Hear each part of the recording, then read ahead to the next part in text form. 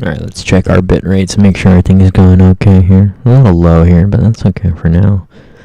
We'll see how it holds up.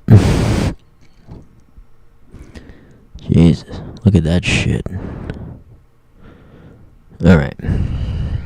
Maybe we'll be okay. Oh my god, we're dropping 90% of our frames so far. Okay. Oh my god. Okay. When we ended episode 3, we basically ended at the moment that the Orange County Sheriff's Department's gang unit rolled around the corner into the parking lots of... let me turn this TV off and see if maybe that helps. Turn the TV off!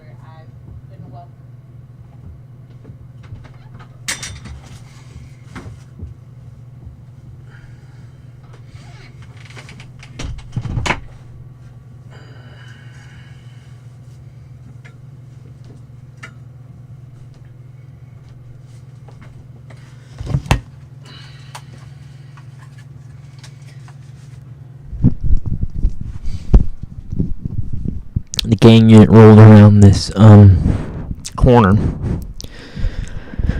and found us playing guitars, raided our gear.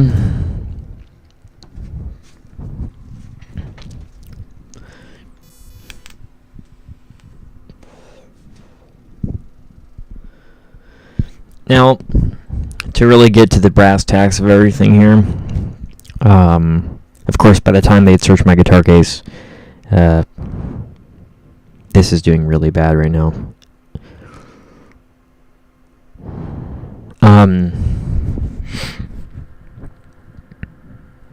They had me basically what you'd call dead to rights. Let me do something here, just in case. This is very annoying. Okay,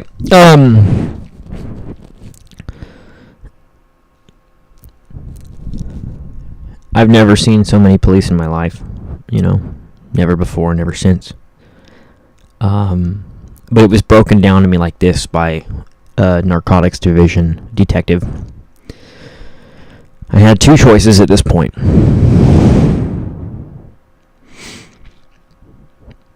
They could and would get a search warrant for my grandma's house.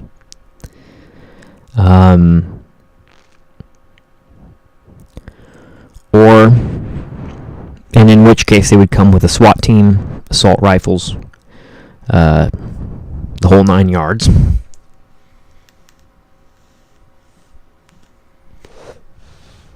Or I could sign a piece of paper waiving my Fourth Amendment right to search and seizure, and this would of course allow them to enter my grandma's house.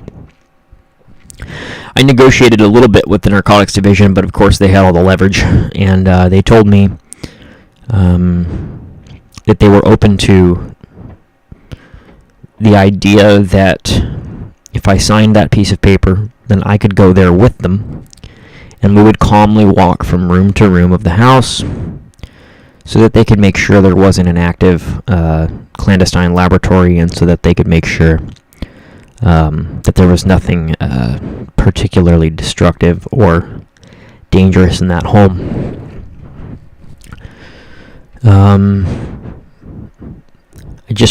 I just believed them, and like before, and this would seem to be a recurring pattern with me in my encounters with law enforcement, whether that was the FBI or the state police, the sheriff department. that they were really fair with me. My soon-to-be, or at the present time, co-conspirator. See, this thing likes to drop out, so I'm just going to let it... what a disaster this connection is. This is disgusting. So they could walk with me room to room. My soon-to-be co-conspirator was relatively crazy with law enforcement, but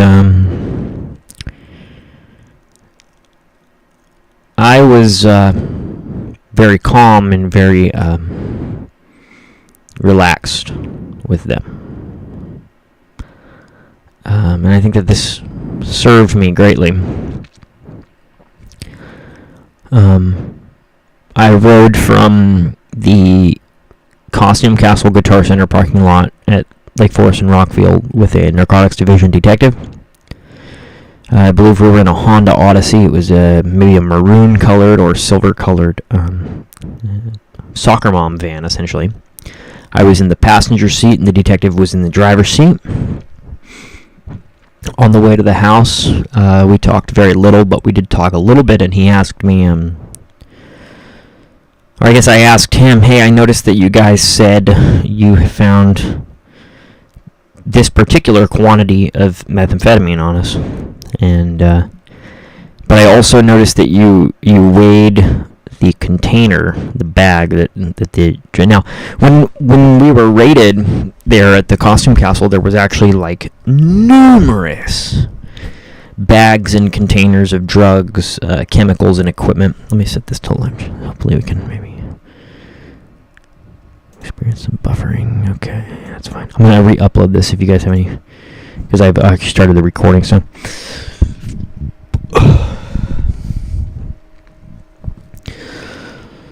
And he said, well, that's just an approximate weight. I remember telling him that I kind of objected to that methodology, but of course I was the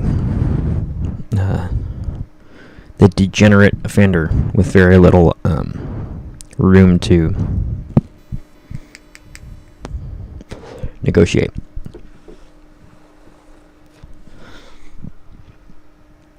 We arrived in the neighborhood at Morning Ridge and Allenwood Lane. And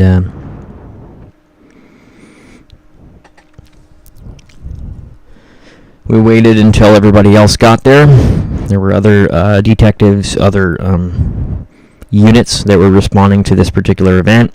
And we walked together up to the... And I wasn't in handcuffs yet, actually. We walked together up to the house, got to the front door. Of course, I unlocked the door, and we all walked in together. Behind me was at least 4 or 5 other deputies with assault rifles. And they, of course, checked room to room as we went downstairs, through in towards the staircase in the house. And numerous other law enforcement officers were with us, and got upstairs. By this time, it's probably about 11 o'clock at night or so. We were in that parking lot while they did field tests, and they collected and cataloged evidence that was found on our property. A lot of that was chemicals and drugs, and they knocked on my grandma's bedroom door, Orange County Sheriff's Department.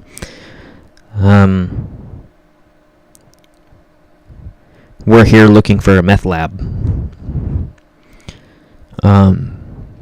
My grandma woke up and came out into that little landing at the top of the stairs, and the Sheriff's Department went into my room. My room was such a mess at this point that they didn't really search it. And so, I remember the deputy that went into my room with an AR-15 and one of those long ones, they're like an M16 more than an M4. went into my room, and he looked around. He said, "You need to clean your room, kid." I said, "Yeah, I know." They found a sheet of paper that had the prices of K-Packs, which is, as I've described, 1,000 Xanax bars.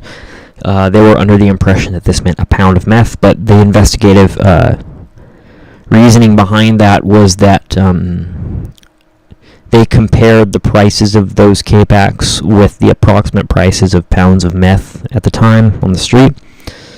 And they seized that piece of paper, and that was, of course, scanned into evidence and so forth.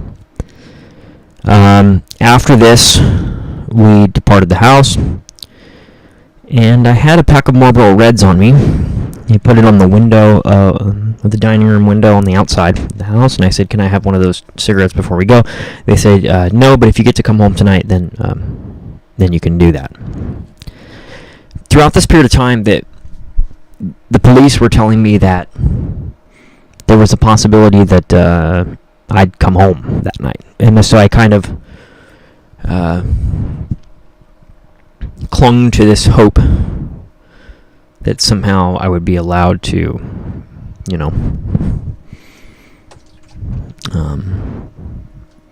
not be taken into custody. But of course, this was a pipe dream.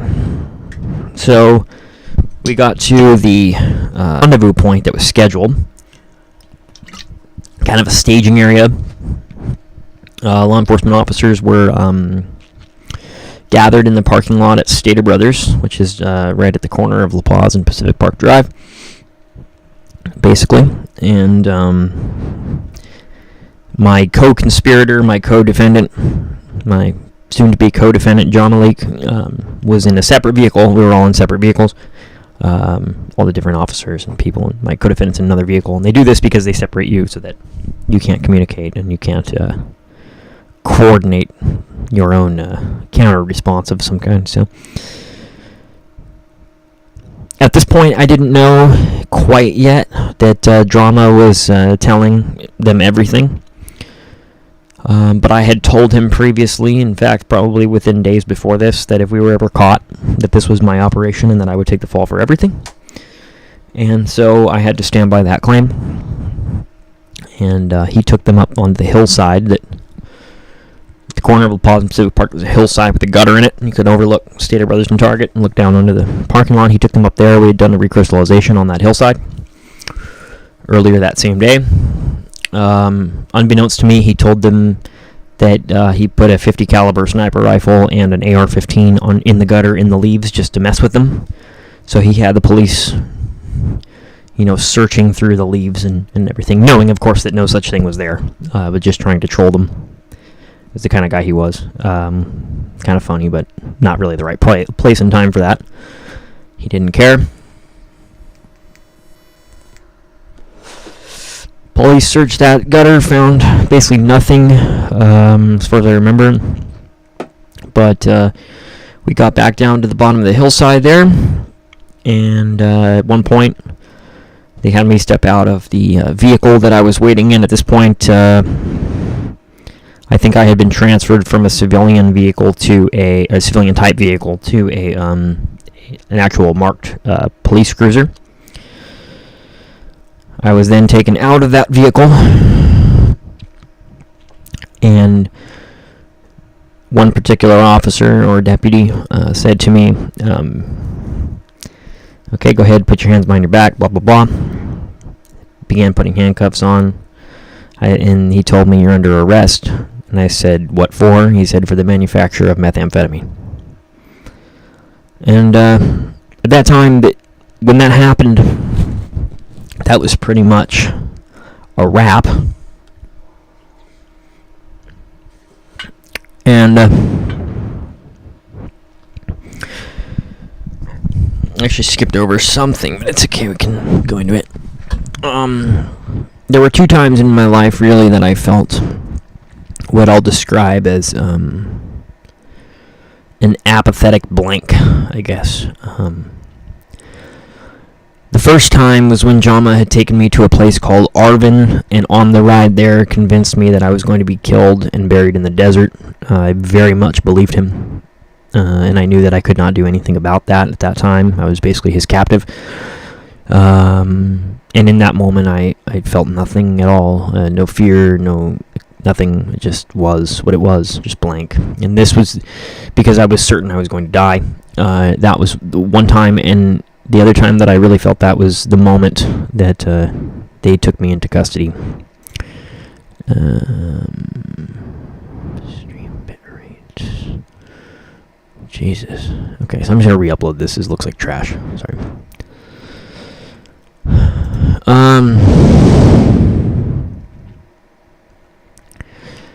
And at this time, now handcuffed and under arrest, Jama and I were put into the same cruiser, and we were driven from the 73 in La Paz, or roughly adjacent to Stater Brothers and next to the Chevron gas station there. We were driven from there to the main jail of Orange County. On that ride, Jama said, is there going to be any issue of me telling the police? And I told him, no, this was, just like I always said, that this was my operation, and if anything goes wrong, I would take the fall.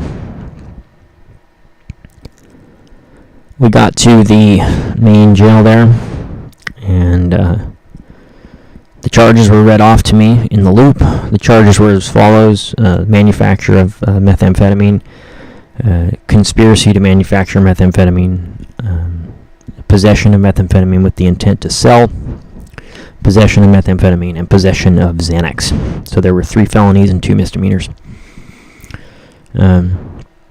Much of that time in the jail, that 3 days,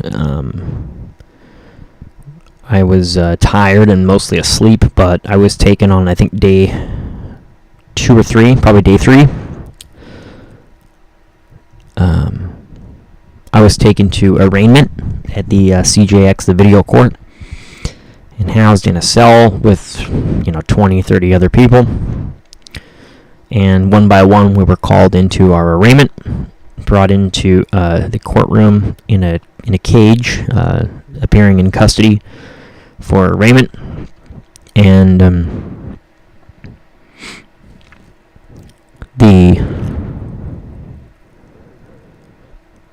public defender that was assigned to me prior to this hearing that I was just moments away from going into broke everything down to me, and he said, okay, here's what you're charged with. You're charged with what I named to you. The sentencing guidelines for each one of these charges is as follows. The conspiracy to methamphetamine sentencing guideline is 10 years. The manufacture is 3, 5, or 7 years. And the sales was 3 to 5 years.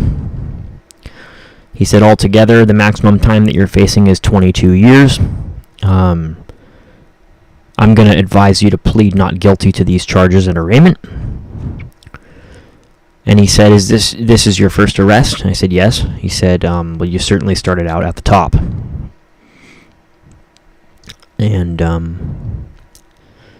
I did as he advised. I pled not guilty. To my surprise, in the arraignment, the judge recommended, or the judge rather ordered, that I be released on my own recognizance. It's called an OR, because it was my first arrest, and because it was a nonviolent crime. And I got back to my cell, which is the Alpha Tank of the Orange County main jail. There was one cool guy that was in that room with me. I think his name was J.T. Carroll. Really nice guy. And there was another guy, I don't remember his name either, but these two guys were really cool with me, and they kind of helped me get through that initial 3 days. They told me that I think that part of it was every time that I would Every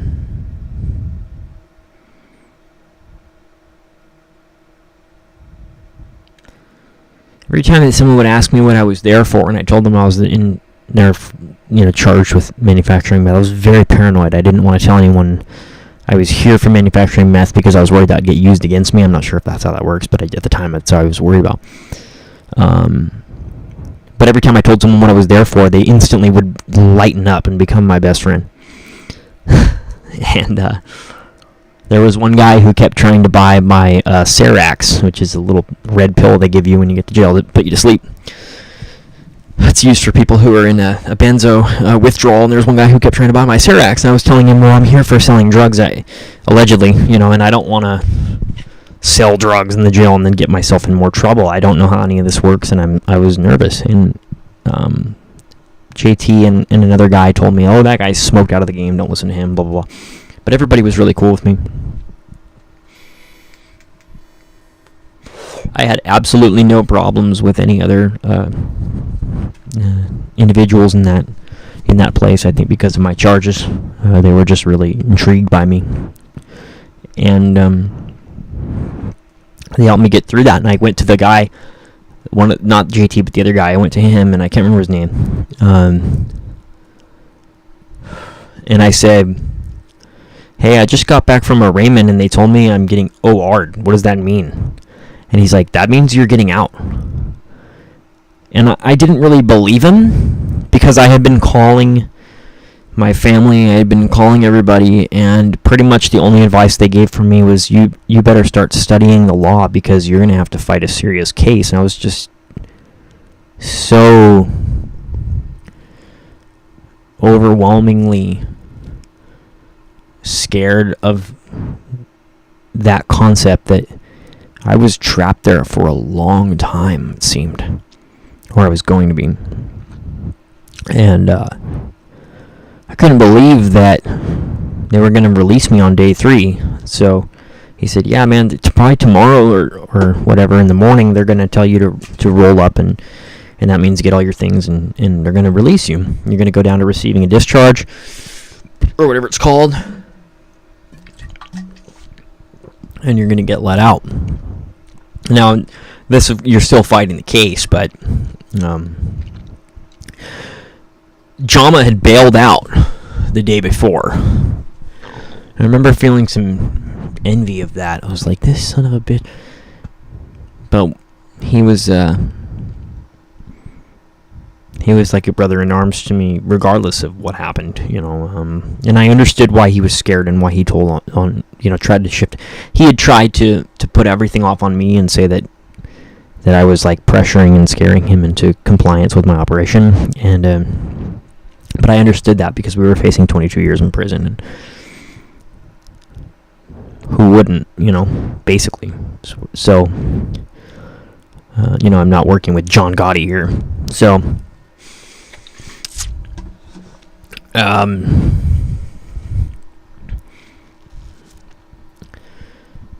I got out. My parents got me into a rehab, but I was there for about a week. And during that week, I knew that there was going to be a bunch of Xanax. Remember when we left Aliso Viejo and went up to Lake Forest that day, we had a lot of mail coming from different places and landing in all these different mail drops and boxes, and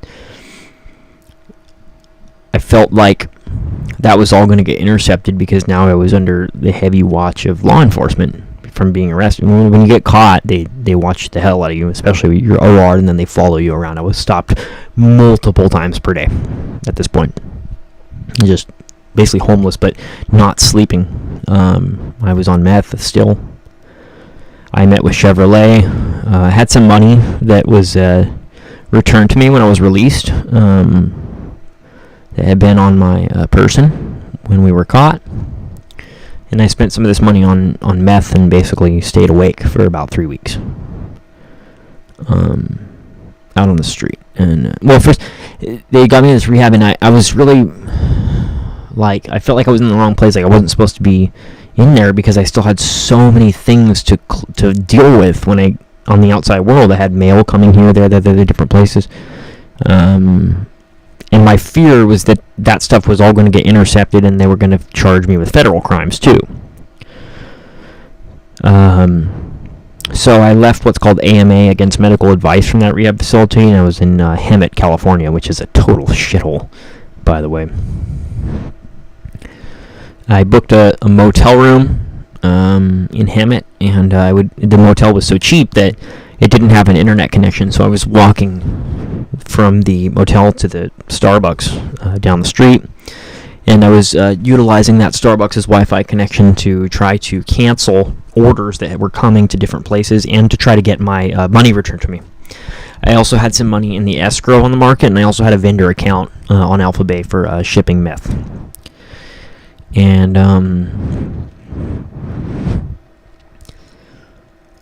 one of those walks to Starbucks, I tried to log into Alphabay and it had gone down. Now let's look up the closure of Alphabay. I'll tell you exactly when this was all going down.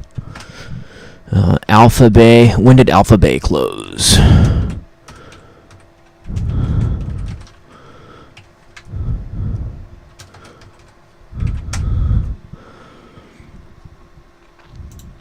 On July 5th, 2017, the closure was officially announced. So this... July 20th.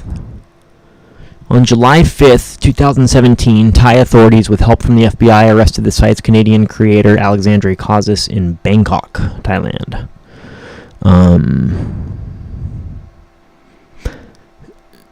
So July 5th, I guess, was the time that this happened. I tried to log into the Alphabay, and it was down. The seizure notice hadn't been posted, but you couldn't connect to the server. And there went all of the Bitcoin that was in escrow, and there went my vendor market account wallet. Some of those packages had already been shipped, so when I left that rehab, I was on the run for about 3 weeks in Aliso Viejo. Just, running around, doing meth, and trying to figure out what the hell I was going to do. But one of these Xanax packages landed, and as soon as I picked it up, and I was immediately robbed on the very first attempt at selling some of it by an individual named Keith Lyles, who strong-arm robbed me for several hundred Xanax bars. Probably saved my life in many ways. I could have been in a lot more trouble trying to sell that, but thank God I was robbed. And of course, at the time, I didn't see that, so I was on a rampage, and I told Chevrolet that I wanted to kill that guy, and I wanted him and his entire family murdered. And he calmed me down. But I did basically conspire to retaliate for that robbery. And thank God for Chevy too, because Chevy was smart enough, calm enough to know that that was a really stupid idea. Chevy gave me some money. He was a really good friend all the way to the end, and we became really good friends before he was deported from the United States in December of 2018. By the end, we really got to know each other, and we really respected each other a lot. Like, he knew that I was with the business, and he knew that I was a stand-up guy in that realm. And he really helped me out, like not getting myself in more trouble. He gave me enough money to kind of float along for a little bit, and then I went back into a treatment center. And that went the end of my criminal operations. I tried in a sober living to, several months later, I tried to get back into the business, but nothing was ever the same again. And Jama and I spent one more day running around together. And the last time that I saw Jama, he was walking down a street at night into the distance. He told me, I'm fucking done. I don't want to do any of this anymore. And we're both where we were just done. It was too intense for us to handle anymore, and that was the last time I ever saw him. We talked a few more times over the next couple of years, and he was found dead of a drug overdose in June 2022. One of the guys that I was selling drugs out of a sober living with for a couple of weeks or so was named Hunter Osborne, and he died too. And this series is partially dedicated to him. But once I was caught that day, it was just never able to do that again. Nothing was ever the same. And I didn't stay sober forever, but I never was a criminal like that again. And only now, or only in the last few years, have I been able to see that situation for what it was, that I was captured and I was stopped from a pathway that was going to lead me to death. I was either going to be robbed and killed, or killed for my property or for my assets, or I was going to be arrested and imprisoned. And I didn't know that or care at that time, but looking back, I know that that's how that would have went down, and the police stopped me from that. God stopped me from that. So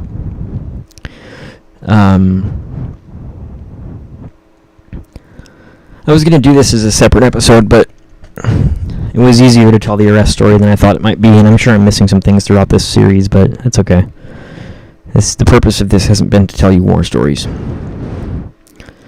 The purpose of this, and the moral of this story, has been that when you go into this way of life, generally the people who go into this way of life have never experienced this way of life when they get into it, and by the end of it, they're either dead or they're chewed up, spit out, and fucked up. And many of my friends from that era are dead.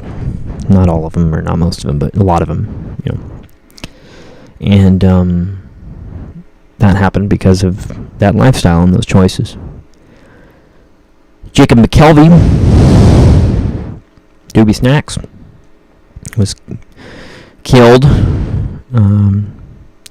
April 1st, 2021 by an individual named Jason Sue Healy, who's now serving several years in a federal prison for his role in a interstate fentanyl conspiracy. And he, for all intents and purposes, murdered Jacob McKelvie by selling him cocaine laced with fentanyl knowingly. And McKelvie was found dead in his parents' room on April 1st, 2021, the same day we were supposed to hang out. And he suddenly went dark, stopped responding. I found out about a month later that he was dead.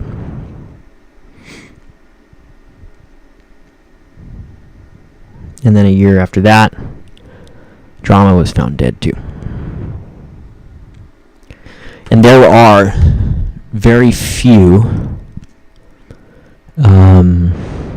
outcomes for a person who goes into a life of crime and a life of drugs. Those outcomes are either a substantial prison sentence,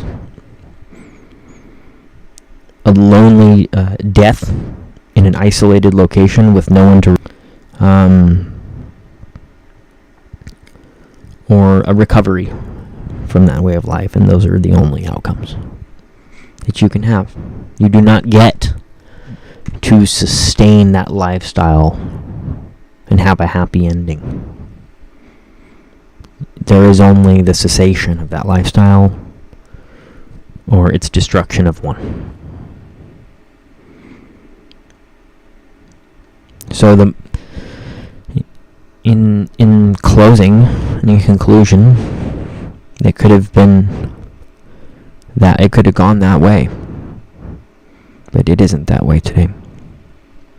So if you're one of these kids that saw these fucktarded shows on Netflix like How to Sell Drugs Online and Make Money Fast, or you saw your rap heroes talk about fat stacks and mucho drogas, just take it from an old head like who made it out. That whatever glamour you think you're going to get, whatever fucking success you think you're going to have, it's not going to go that way. You're either going to come out of it the other side and beat the odds. I mean, I beat the odds, really. Someone who lived like that. Usually the people that live like that don't make it out alive. But if you think that that's what you're going to do and it's going to be glorious and it's going to be cool, just make sure to bring a will and testament. And make sure to bring money for your bail, because those are what's going to happen to you if you do that stuff. Or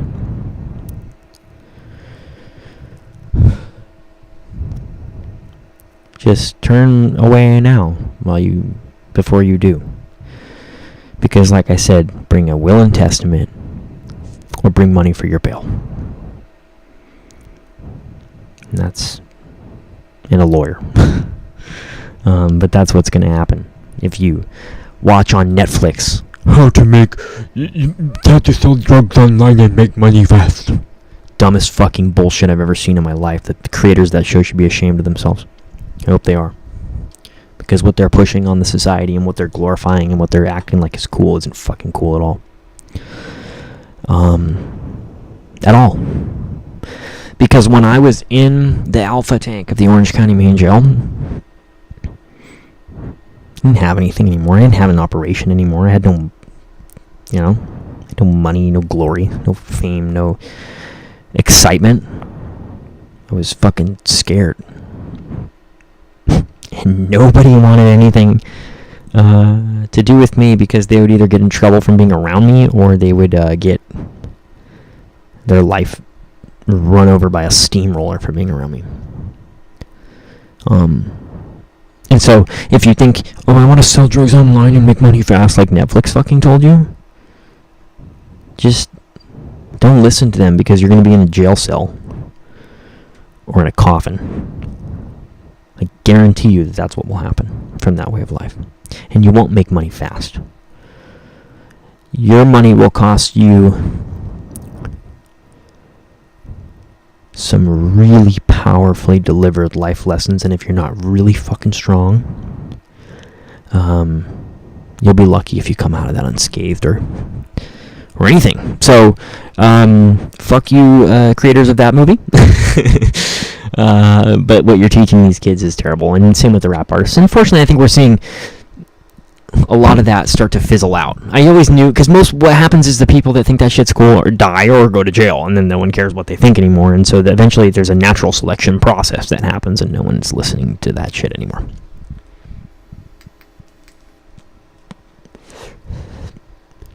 This thing is fucked. Life today is really cool and good, and I don't need Netflix's drug money, and I don't need the jail cell that they deliver, because these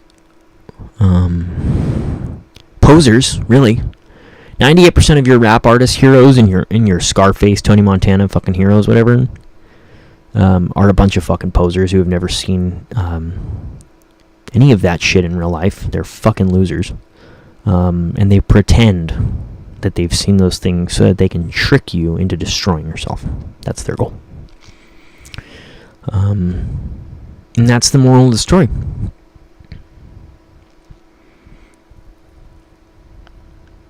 That if you work a job, whatever, it might suck, but it doesn't suck like selling drugs online and trying to make money fast. So it's better to just not do that. This series and this story, whether it's missing some components or not, I no longer care. Just happy to get those morals of the stories across for you guys. Is dedicated to a loving memory Jacob Dalon, Renzi McKelvie, Jahmalik Michael A. Carpenter, Hunter Osborne, Joey Najarian, and many others who fell in the pursuit of their drug addictions, but were not included in my life of crime because they either came after or didn't really have much of a role in all that.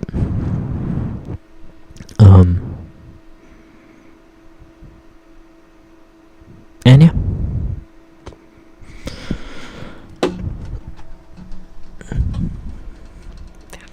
That's the big war story.